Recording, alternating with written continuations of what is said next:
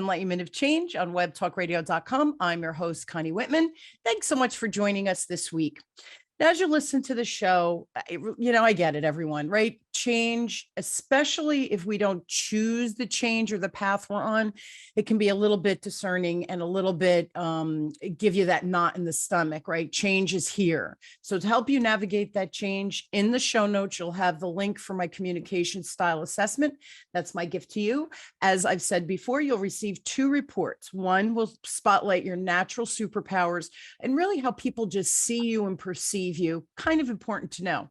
Flip side, your lowest score, you'll also receive a report on that, which is typically a blind spot. So really pay attention to that report. I think it'll give you some really cool insight into how people who don't think and communicate like you, maybe how they're perceiving you. So again, check it out, my gift to you. And those links, that link is in the show notes. Now, my motivational quote today is by Bruce Daggy. And Bruce says, "Let's build wellness rather than treat disease." To me, this was such a simple quote, yet, wow, filled with so much truth. Many of my clients, obviously, you guys know, are banks and credit unions.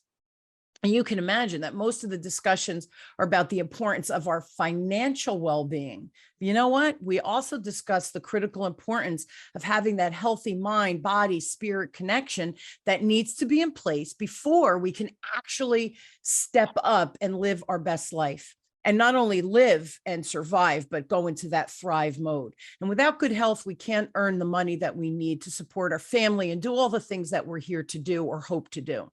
Well, today my guest is Julie Mann, AKA the Habit Fixer. Julie works with women over 50, helping them grow from relationship breakup to regaining their confidence so they can flourish, thrive, and age well. Now, she started working as an accredited hypnotherapist back in 2005.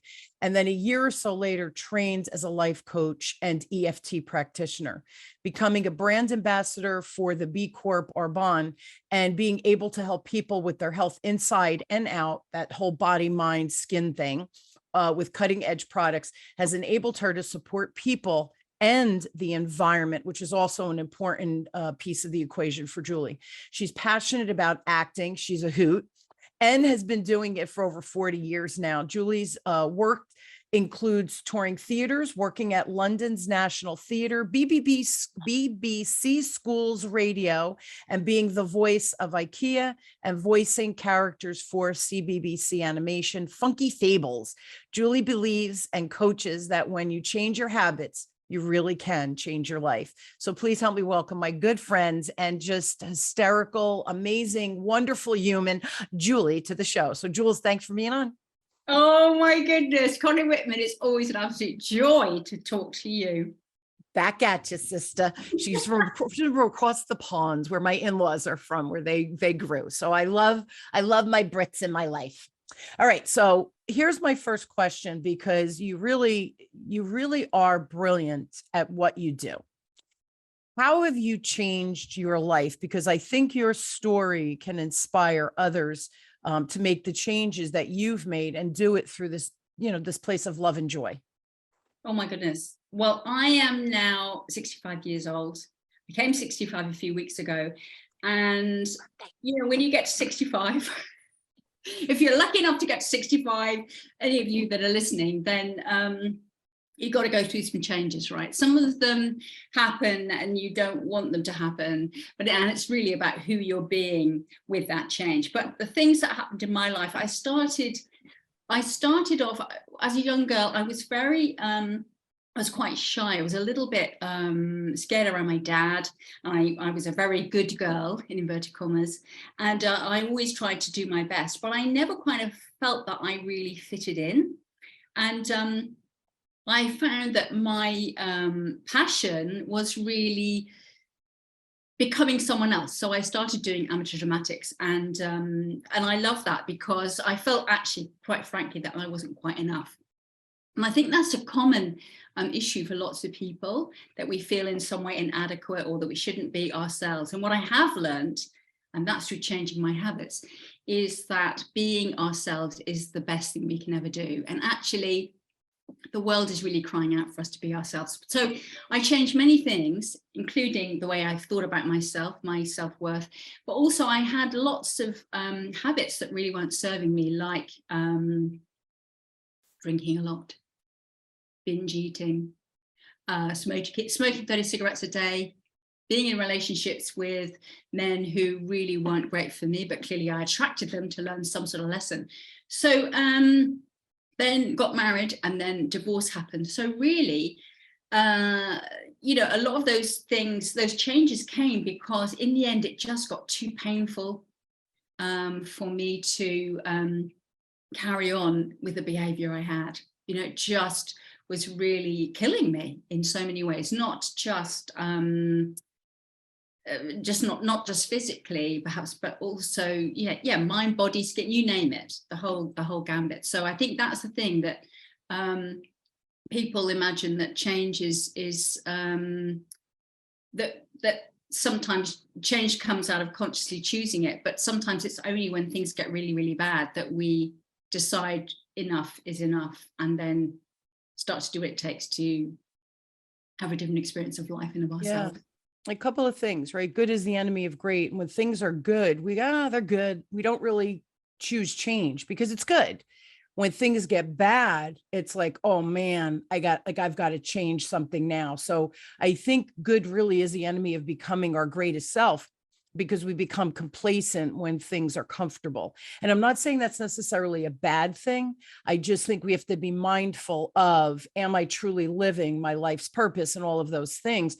Or am I kind of coasting a little bit because things are good, right? So just pay attention to that. The other thing you said, which I thought was really insightful, that when you started to look at your life and the people that you were attracting that really weren't good for you, men in this case, that's a pattern, right? And that you were able to step back through your research and studies and all the things that you started doing for yourself, right? Your self-growth and your self-loving, that you realize that, oh, I have this pattern that I keep doing over and over. And the other thing you said that I think was insightful, and I want to make sure everybody heard it, is that you identified the pattern, which is, I think, half the battle, but then you did something about it, that you realized, what am I supposed to learn from this pattern or this person or this situation or whatever it is, so that I can grow into the next, hopefully the more beautiful person that we should become, right? So you said a couple of really important things in there. I just wanted to make sure everybody heard that. Did you want to, yeah, I was going to say, I think sometimes that just taking the first step to change is the hardest thing. And I think probably most of us, I think actually it's more common for people to be motivated away from pain than it is to be motivated towards pleasure. I'm definitely someone who things have to get really bad before I'll do anything about it. But I know that that's habit I've had, and I can consciously choose to do things differently. But that's my kind of default setting, to wait till it's bad. But I know the signs now, because because of the work that I've done. But it is that first step, and that can seem so scary. But the alternative is, of course, the impact it's having on us. And I think when we get present to what that really is, which is scary in itself, that it's so huge often that we decide to do something about it. And some people never really get there. They're on their deathbed perhaps, and they think, if only. And I try to tell my kids, don't have regrets. Doesn't mean you have to do everything, but if you're on a fence about something and it's gnawing at you for a few days, don't say, it's too much work, or I don't know, maybe I'm afraid to do it. 5 years from now, look back and say, ugh, what if I had done it? The shoulda, woulda, couldas. Don't do that to yourself. Again, discern what the situation is, and then do you want to move forward? And the other thing you said that I think is important, we all have choice. And I think we forget that sometimes, that we don't have choice. And I'll just share myself. I've always been a control freak, dangerously so. and thinking that the harder I work, well, the more money I'll make. The harder I work, the better I can take care of my family. The harder I work, well, at some point, there's only 24 hours in a day, and at what cost to my health, to relationships, and all those things. So it until I learned to surrender, and that was a big word for me and a big effort to not control everything, because that it was scary for me to not have control of all the balls in the air. What do you mean give up that ball? Are you crazy? Like, to me, that was crazy talk. And until I worked on myself to surrender. And the funniest thing is, as soon as I surrendered, more good things entered my life. I wasn't looking down. I started looking up. Beautiful things start happening, right? I changed, my relationships changed, my business grew. And yet that was a hard lesson. So that's just another example, I think. And I don't know that it's only women though, Julie, right? Because I think men try to No, of control too, course. right? Absolutely. But the thing is, we can't control anything outside of ourselves. We can't That's control right. the weather. We can't control what anyone else thinks That's right. or their behavior. The only thing we can control is what's going on inside our body and what we do with that. So, so what you said about choice, we always have a choice. Yes, we do. And sometimes we don't like the choices we have. And that's actually accepting that there are limited choices, perhaps, though there are always more choices than we think there are when we really, really open it up. But I think that's the thing, isn't it, that the more we resist the things that we can't change, the more painful it is for us, really, and the more stuck we're not really stuck, but we appear to be stuck. Yeah. Or we feel stuck. Absolutely. You're Yeah. making me laugh. There's more choices. Go to the paint store. I remember when we moved in here a few years ago and we were painting, and I'm like, all right, I want a beige. And we went in and there's about 20,000 different beiges. Can I have 3 options, please? A light, a medium, and a dark, and I'll go from there. Right. But we really have more choices, I think, than we realize at the time, because we can't see the forest from the trees, right? We're kind of stuck in the mud a little bit. Why? So, I mean, this is what you do for a living. You talk to people, you coach people, you try to give them tools and resources to create the change they're looking for. And again, to hopefully do it with grace and ease. Why do you think, or why have you seen that change is just really challenging for people? Like, what are some of the key themes that you see over and over again? Because people don't want to be uncomfortable, do they, Connie? It's stepping out onto a skinny branch. That's a scary place to be. We like, as human beings, we like familiar. But the other thing is that the brain is like a computer, and it wants to give us what we've already got. It learns a habit, it gets really, really good at it. It's the expert, it's actually in charge. Yeah. And unless we, work with the brain, we're not going to change anything, because it is the master. And in many ways, it's a good job that we do have that ability to create a habit, and then we're on automatic, because otherwise we'd have to learn to walk again every day, or learn to read, or so it serves us well. But on the other hand, it also keeps these old habits in place, and we can't change an old habit, but we can replace it with a new one. When I say replace it, I mean the habit's still there, but we can choose to focus. It's about focus. So instead of focusing on the old habit, it's about choosing to focus on a new habit that's going to give us a different result. But it takes time to build a new habit. It's about consistently doing that new habit, and doing it more than the old habit. So then in the end, the old habit loses its power. So it's like a computer program. If you put in the same software, you're always going to get the same result. That's a fact. It's the same with the brain. So, everybody talks about habits, right? I love the book Atomic Habits by James Yeah. Clear. He's been on my show, right? It's a great book. Everybody should definitely read that book because it's life-changing. But we talk about habits a lot. And have you seen in your personal life and with your clients that you work with that changing those habits really does create the change, but more importantly, the change that lasts to bring you to that next reiteration of self or life or whatever it is? Do you know what I mean? Yeah, I mean, habits only last if you keep the habits in place, if there's a structure for it. So I know that in James Cleary's book, he talks about habit stacking. It was something really, really simple. Like for me, the one that I did after reading his book was immediately I had a bath, I would clean it. And so I put the two habits together, and that's just now what I do.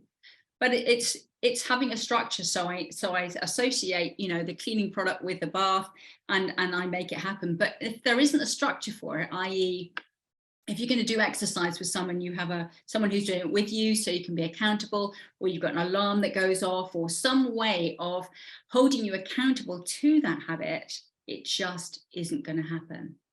So go ahead. I was going to say, at the end of the day, it's really about us. We can be taught all sorts of things, we can learn all sorts of things, but unless we put them into practice regularly, then they'll make no difference. It's funny because I end the show with information. Hopefully today's show inspires you. The information was useful, right? Information is a beautiful thing. If we do nothing with it, it's just information in our brain. Once we put it into action, that's when magic really starts happening. And that's what we're talking about. It's funny. I just had a meeting. I'm doing my 7-step class with one of my corporate clients, and we meet weekly. And, you know, the teams, I have 5 different groups going through it, you know, in a day. But it's funny because as we're going through each of the sub skills, executive team is saying, we need to create systems. And I said, here's the thing, you don't want to make it more complicated, but if we could create a system where here's the agenda in our database, here's a database of questions that are really good open-ended questions that we could build, right? And now we could go to that bank of information that we've created. Now the habit is just go to the bank of questions, pick the ones you need for that client conversation or whatever that situation is. And so one of the execs, I said in a meeting, I said, you know, Michael, it's about creating, refining what we're doing to the point where it's rinse and repeat, rinse and repeat. Once it becomes a habit, your client doesn't know it's a habit that the organization has put into place, but they're feeling that specialness because we created those habits with intention about the client journey. So you can build it, right? But how do you build it? So he said, oh my gosh, that's what we're doing. We're building all of these systems to support our clients, but to support our employees, to make it easier for them to support the client. So if we could create that ease, that's what you're talking about too, then it becomes that new habit that I don't want to do it the old way. This is so much easier for me. And I'm getting more results and I'm making more money and I'm helping clients on a greater scale. That's what it's all about. But we have to stop and think and create those stackable, I like that word, stackable habits, systems, routines, processes that we could kind of lean into, and then rinse and repeat, rinse and repeat, rinse and repeat. And that's like tying the shoe, learning to breathe. Well, not learning to breathe, breathing, walking. We don't have to relearn everything. We could do that on an organizational as well as a personal side. Yeah, I totally agree. And I think the thing is, and certainly it was the case for me, that systems, boring. I don't want to do that. You know, I don't want to be told what to do, but actually systems work. I've got this really great routine in the morning. I get up, I get myself a glass of water, I put the kettle on, I steep a herbal tea. I then do some meditation. These are all habits that I've stacked. I do gratitude. I read 5 pages of a book, and I do my French before breakfast. And doing that every morning is so, so powerful. I'm really set up for the day, you know, and it just gives me such a great start. But you know, before that, I was like, you know, I don't want a routine. You know, I don't want anyone telling me what to do. And I got to the point where I thought, what are you doing? Why are you behaving like a teenager? You're sabotaging your own life. You know what I mean? And, you know, I'm so glad, because I saw it as boring. I'm creative. I don't want to do that. But actually, you know, things like that, structure, some sort of structure, it really, really works. Yeah. And I'm glad you said that, because creatives definitely have a harder time than someone like me. I love structure because then I don't have to think about it and I get so much more done, right? I'm a productivity hacker. You tell me, and it can make me more productive with time, effort, more free time, whatever it is I'm seeking, like sign me up. So I love systems and processes, but I hear that from my creatives, my clients, and, you know, even the employees within my organizations that I work with. Well, I'm a creative. I don't like structure. And no one's saying every aspect of your life has to be bound in structure so you could be the most efficient all the time. It's not what we're saying. But if you can have these little pieces within your life that are structure set up in a structured way, you'll get more done, but you'll have more time for that freedom and creativity. You make room for it by doing this.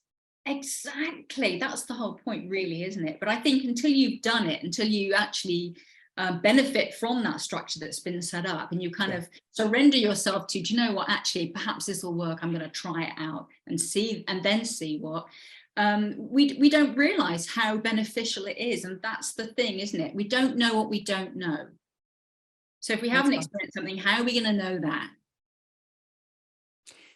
And I like the idea of that stacking. And I know that you do this with your clients as well. And the other thing I think I've heard you say, I think it was you say, play with it, try, experiment. And if you don't like it, you don't have to do it, certainly, but experiment, play. And if this doesn't work, what will work, right? If your objective is to lose 5 pounds, you know, maybe I would have to empty my cupboards out and only put, you know, healthy food in there, where someone else says, I'm not giving up all my junk food. Okay, well, what one thing do you want to keep? Right. So it's that idea of playing, experimenting. So you find what works for you, because, you know, no two people are the same.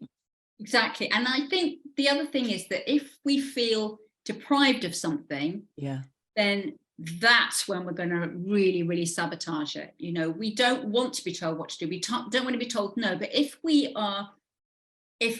open up to the possibility of choosing powerfully, rather than you know, feeling that we ought not to eat something, or we ought, you know, we have to exercise. You know, we stop using language like that, and we allow ourselves to be free around, well, I could do this and I could do that. Which am I going to choose? And what's the outcome that I want? Do I want to, you know, lose that 5 pounds? Do I want to feel fit? Do I actually want a long, healthy life? Do I want to be around for my grandkids? You know, it's where we look at the impact of those little things. I don't know if you've read the book, Connie, The Slight Edge.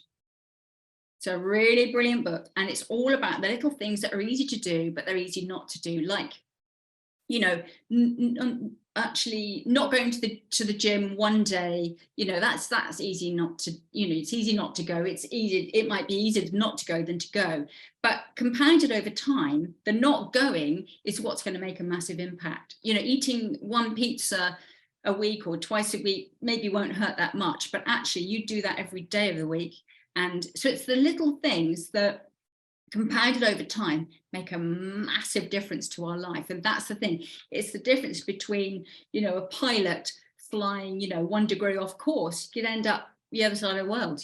Maybe not, my geography is a bit rubbish, but do you know what I'm saying? I do. You know, it's huge, it's absolutely huge. And we don't look at the long term, but when we do look at what we want, and then look at what are the steps back for that, you know, what am I going to choose? Am I going to choose to have that or that? I can choose that, and that's fine. Or I can choose that, and maybe that'll get me nearer the outcome I want. You have to be clear on what that objective is too, down the road. Like you were saying, I want to be healthy for my grandkids.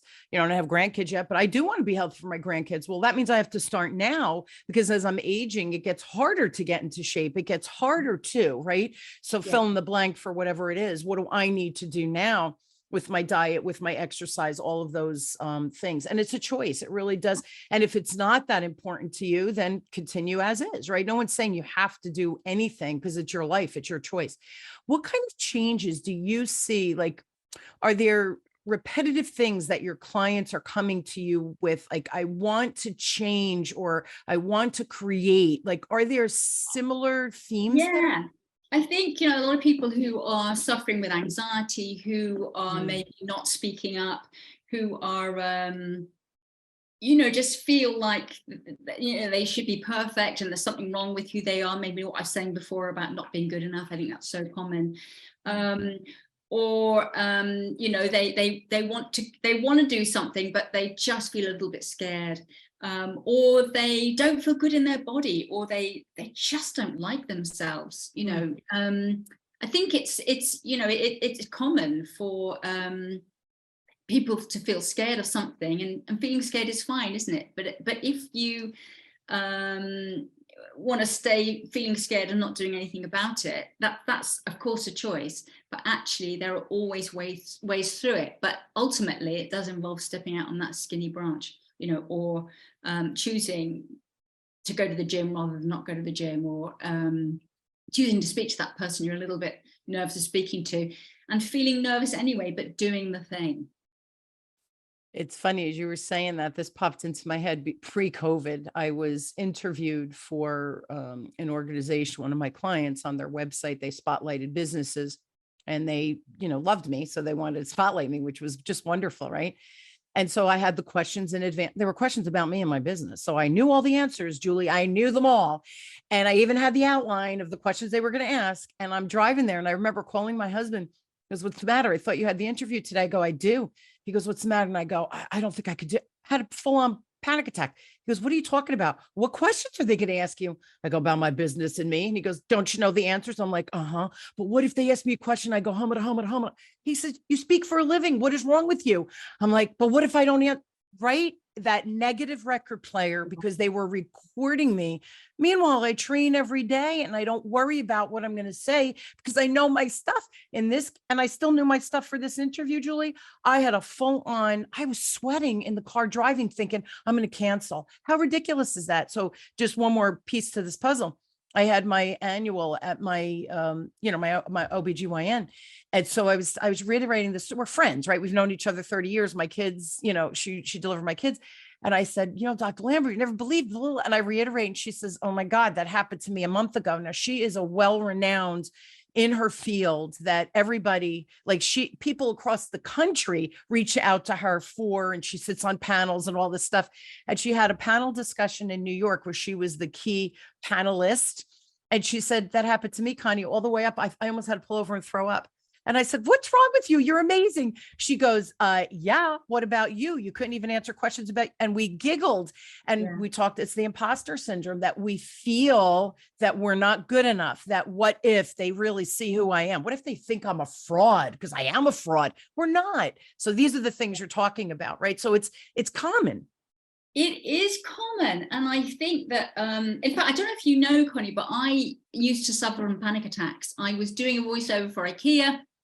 I'd worked with them for a very long time. I used to love working with a client. On this occasion, I was pregnant with my daughter, Katie. She's now 25.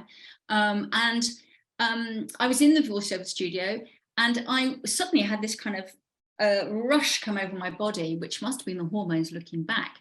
But I was in that moment, I was rendered speechless. And I actually was so terrified by it, probably only lasted seconds, but it felt like forever, that I had this thought, "Oh my goodness, I hope that doesn't happen again. Oh my goodness, that was so frightening. What if it happens again?" And of course it played over and over and over in my mind like a loop. I kept focusing on it. And the more you focus on, the more you get the outcome that you're focused on. And sure enough, I developed so much anxiety. I had what I labeled panic attacks. And in the end, I went to see a hypnotherapist desperately because I thought, this is my life. This is my life. I'm just someone who suffers from panic attacks. And I felt like my life got smaller and smaller and smaller. Before that, I felt confident and great. Anyway, working with the hypnotherapist, we shifted that behavior. And, so those habits changed, but it just came from nowhere. But it was all about, because we're human, aren't we? And stuff can trigger us. But actually, it is all about focus. And when you focus on the thing you don't want, like you were focused for temporarily on it was going to be awful. And, with that interview, if you'd carried on with that, maybe the outcome would have been different. And even though that's not who you are. Yeah. And it's funny because most things we do have do-overs. So the example of the recording, they could have edited the recording on the IKEA. They could have said, "Hey, do it again. You had a little bit of a brain fart there. Like, do it again." So unless you're a surgeon, you don't have do-overs, right? You're like, you better get it right the first time. Yeah. Oops. Yeah. Oops. Like, we don't want to nick a nerve here. However, you and I are not surgeons for a reason, right? No. So, but anything that we do, you do get do-overs, or you can fix that little error. Yet at the moment, you think that if I make this mistake, it's the end of my life. So I'm sure everybody listening is thinking, "Oh, we've all had those moments." And if you say you haven't, I think that's, you're kind of lying to yourself, because we've all had those moments where we're questioning ourselves. My last question, because we're almost out of time, but I know you work with women specifically over 50, as per my intro. How do you feel like you help them create those changes that are sustainable? So I do that through EFT, which if you don't know is an emotional freedom technique. It's a simple tapping technique. I do it with life coaching. I also have some digital products as well, which help my clients.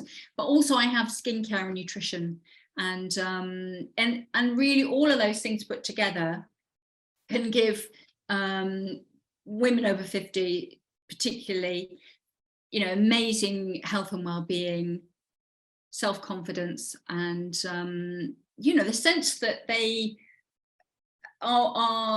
they can accept who they are and make choices from that place, and also feel good about how they feel, how they look, and start to inhabit more of themselves. One of the things that is really important to me, because I've spent my life being paid to be other people, is to be myself. And it's taken me a very long time to really feel happy in my own skin. And I think that's the best feeling. And I know that you feel happy in your skin, Connie, and it's great, isn't it?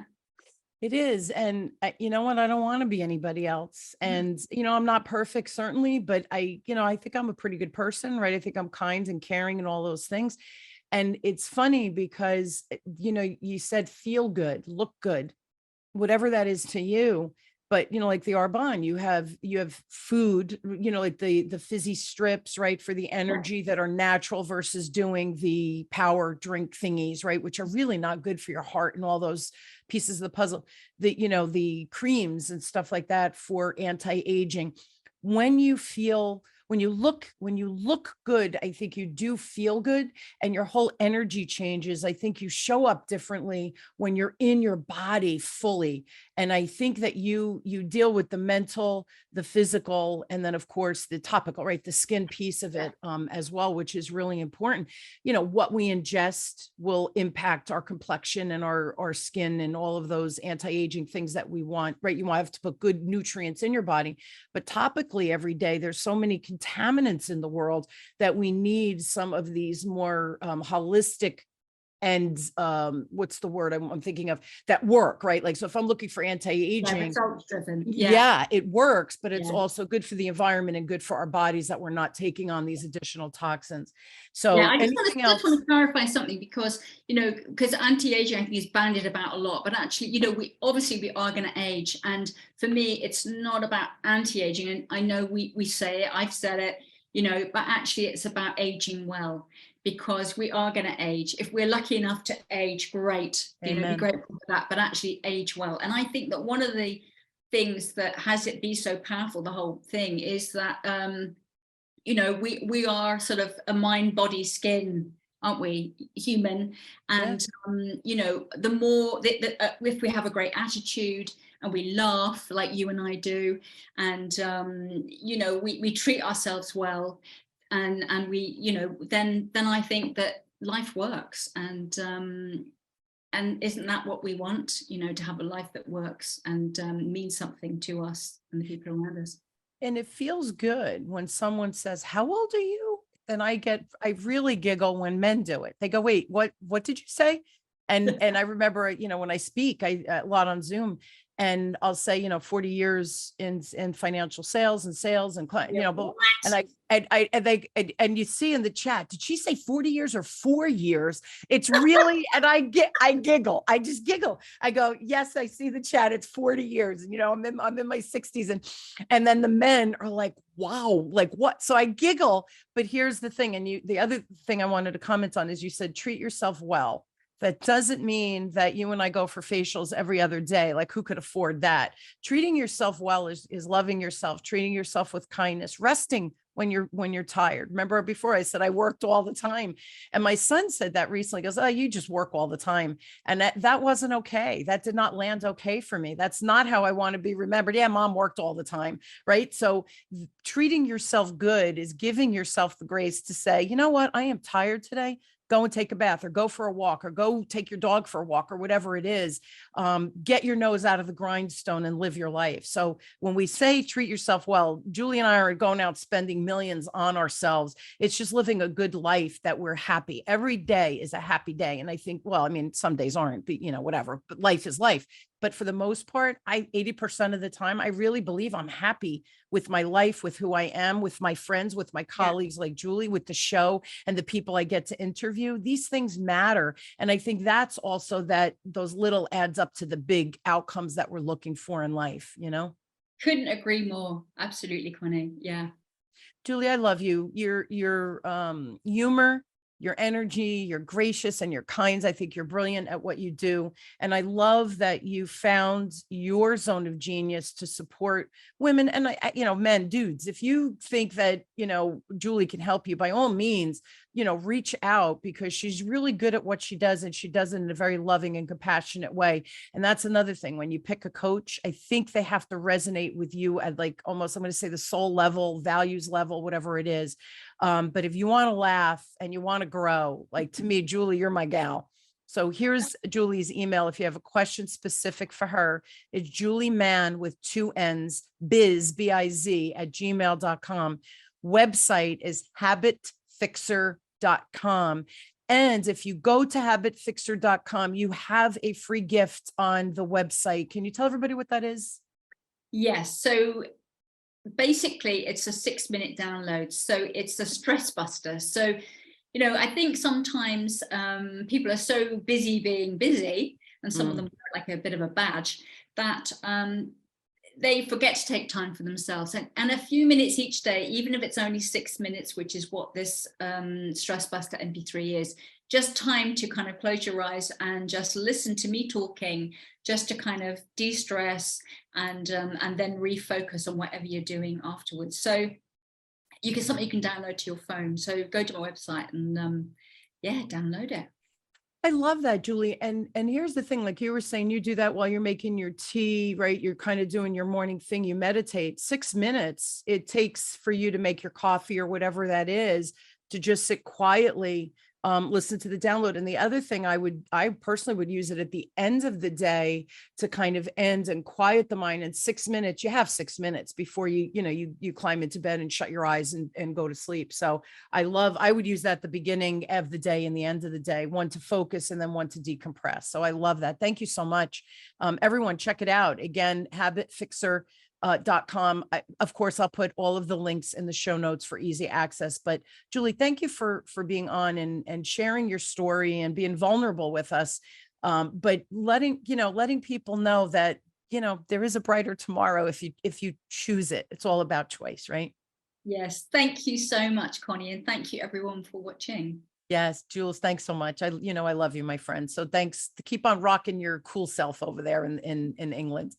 And I hope you will join me weekly as we question, build, and discover together, no matter what change you're going through. I really do hope my guests and I, in our conversation and the topics we cover, they move you, they inspire you to take action. Like I said during the show, information's a beautiful thing. You got to do something with it. Once you put it into action, the reaction, the magic starts happening. So I hope that you take some of Julie's ideas, my ideas, whatever we talked about today, implement them in your life, download the free gift, the Stress Buster. And of course, reach out to Julie, connect with her on her website, get her newsletter, all those kinds of things. It's information that'll be utilized going forward beyond what the show has brought to you today. So Julie, thank you again. Thank you all for tuning in. You've been listening to Enlightenment of Change with me, your host, Connie Whitman, on webtalkradio.com. I truly wish you a week filled with inspiration, love, and joy. Take one step forward and come out of your comfort zone. Like Julie said, trust me, magic really is waiting for you. You just have to open the door and step in. I love you all. I'll see you next week. Have a great one. Bye.